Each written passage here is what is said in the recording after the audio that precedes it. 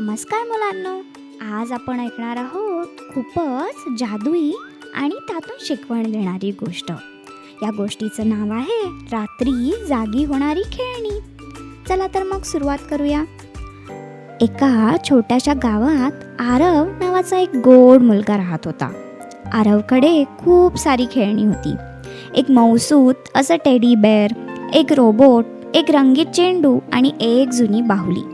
आरव आपल्या खेळण्यांवर खूप प्रेम करायचा, पण त्याची एक सवय होती. तो कुणालाच आपली खेळणी देत नसे. तो म्हणायचा, ही माझीच आहेत आणि ही माझीच राहणार, असं तो नेहमी म्हणायचा. एका रात्री आकाशात चंद्र खूप तेजाने चमकत होता. घरात सगळीकडे शांतता होती. आरव पण गाढ झोपलेला होता. तेवढ्यात मौसूत टेडी बेअरने हळूच डोळे उघडले.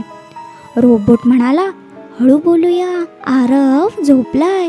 आणि त्या क्षणी सगळी खेळणी जिवंत झाली. टेडी बेअर म्हणालं, आरव आम्हाला खूप जपतो, पण तो आम्हाला कोणासोबतही खेळू देत नाही. बाहुली हळू आवाजात म्हणाली, खेळण्यांचा खरा आनंद सगळ्यांसोबत खेळण्यात असतो. तेव्हा सगळ्या खेळण्यांनी ठरवलं, आज आपण आरवला एक नक्की शिकवण देऊया. त्या रात्री खेळणी आरवच्या स्वप्नात गेली. स्वप्नात आरव एक मोठ्या मोकळ्या मैदानात उभा होता.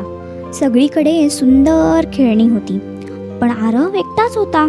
तो म्हणाला, माझ्याबरोबर कोणी खेळणार नाही का?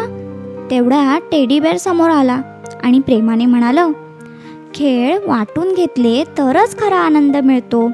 तू आम्हा सगळ्या खेळण्यांना वाटून घे.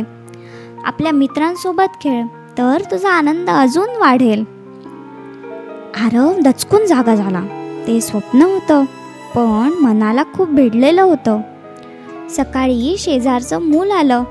आरव हसून म्हणाला, चल आपण सगळे मिळून खेळूया. खेळणी कपाटातून हे सगळं हळू पाहत होती आणि आनंदाने चमकत होती. तर मुलांनो, या गोष्टीतून आपण काय बरं शिकलो? वाटून घेतल्याने गोष्टी कमी होत नाहीत, तर आनंद वाढतो. तर मुलांनो, कशी वाटली तुम्हाला ही गोष्ट आवडली असेल तर नक्की या गोष्टीला लाईक करा. अशा सुंदर सुंदर गोष्टी ऐकण्यासाठी स्टोरी टाईम विथ ऐशू या आमच्या चॅनलला नक्की सबस्क्राईब करा. अशा सुंदर गोष्टींसोबत पुन्हा भेटूया. धन्यवाद.